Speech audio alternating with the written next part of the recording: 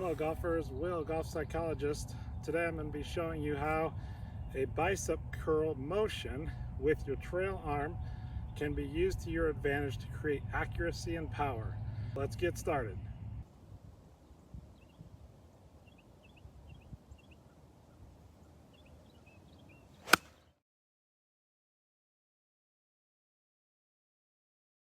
Okay, so one of the things that is a goal of mine in these sessions is to give you something that is unique and that relates to the combination of how our brain works and the golf swing instruction, blending those two things together to help you find your peak game. Today, I'm going to be talking about the trail arm. Right-handed golfer, the right arm; for a left-handed golfer, the left arm. How that works in the golf swing to create consistency, power, speed, accuracy, all those wonderful things that we all want. Well, I'm going to use that bicep curl as a way to explain that. Now, why is that important? Well, if our brain can associate a motion with something else that we've done before, then it helps us to kind of have a connection point to build that into our muscle memory.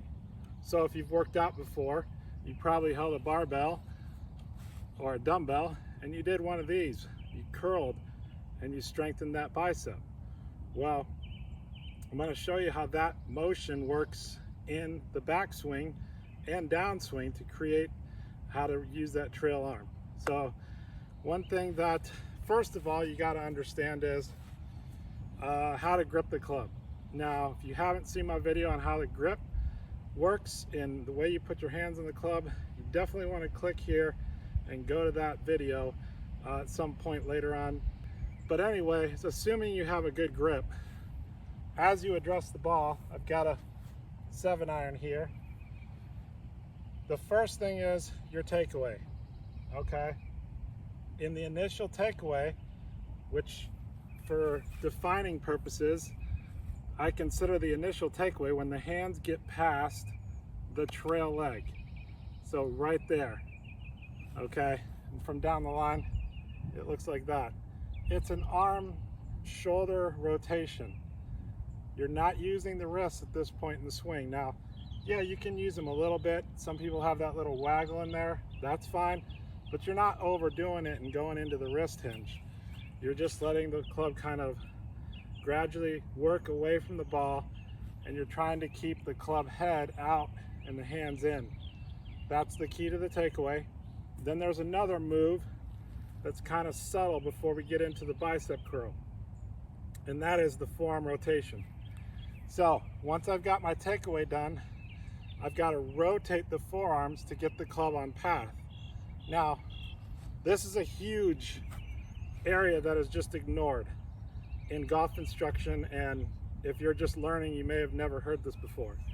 Once you get to that first takeaway, if you go right into your wrist hinge, maybe it's too steep, maybe it's too flat, whatever the case may be, if you go into the wrist hinge right after your takeaway, you're going to lift too much. Lifting too much is not good. You've got to have the club on plane before there's any turn into the top of your backswing. So with the forearm rotation, after you get to that extension, again, the hands are past the trail foot, I'm going to rotate my forearms just like that. Now, it's not a wrist hinge because that would be doing this. A forearm rotation is just using the forearms to move the club on plane. And the way you know if you're doing it right is you go ahead and do your takeaway, rotate your forearms, and then you turn toward your club. If it's square, then you know you're on plane.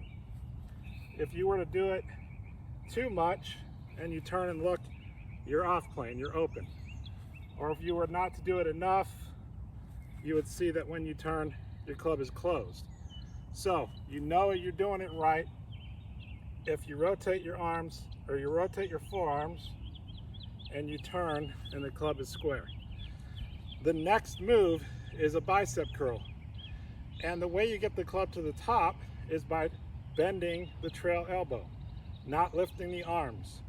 So another common flaw is that once you have figured out how to do that form rotation, a lot of times from here, it's a lifting motion with both arms. And you can see that trail elbow starts to, chicken wing on you. You don't want that.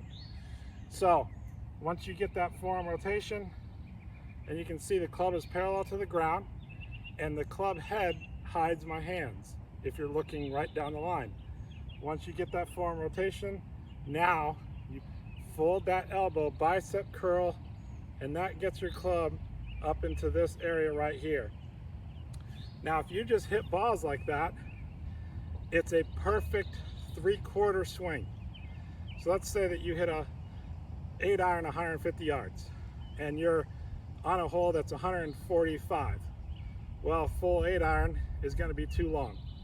So you do a 3/4 8-iron, which means that you're just going to do this swing right here, that bicep curl, you get to a 3/4 swing right here. And if you just go into your downswing, that's a 3/4 swing.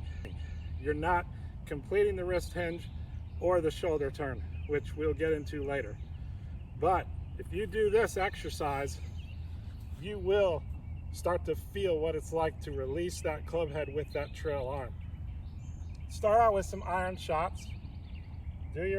Practice your takeaway, forearm rotation, bicep curl, and then basically all you're doing is straightening the arm, the trail arm, to start the downswing. And so when you go to hit balls, it'll look something like this. That's with an iron.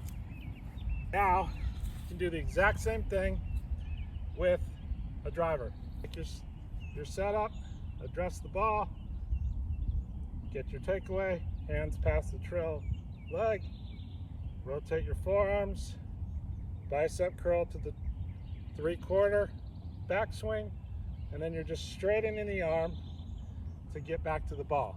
Now there is a little bit of the weight shift to brace yourself to get ready for that downswing, but that's your 3/4 swing. So with the driver, it looks something like this.